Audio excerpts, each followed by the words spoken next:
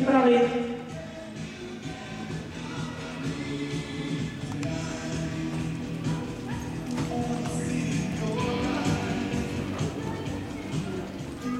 Tak, Lucka najela a jede přímo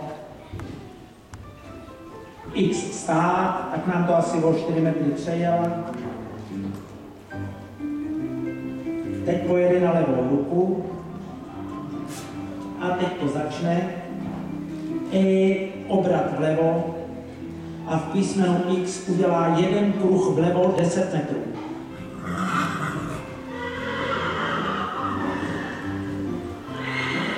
Nevím, jak to všechno dopadne, ale vidíte, že Lucka ví něco o ježdění, kůň je správně sestavený, udržuje tak. A druhý kruh vpravo. A zase se vrátí do X. Pak pojede na pravou ruku a od A do C pojede vlnovku o 4 stejných obloucích s dotknutím na každé straně obdélníka. Takže vyjede z A, první roh už může vynechat, protože to už jezdíme oblouky. To je první. Když jsou 4 oblouky, prostředek je přes X. Tak, i to ví. Takže 2 oblouky už má za sebou, teď třetí.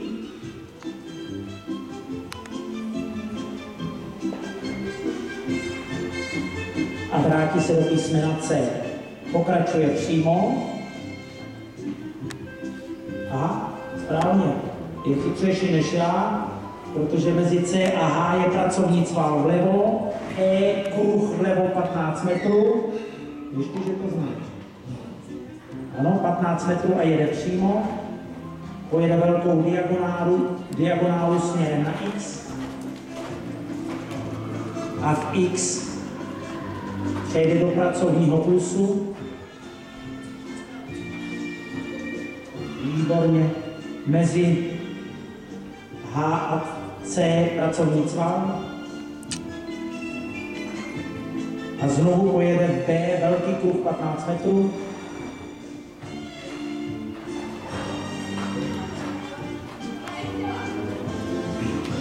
Stále udržuje stejný tak. Zarámovaná mezi otěžema a ona ví, že v A bude pracovní plus.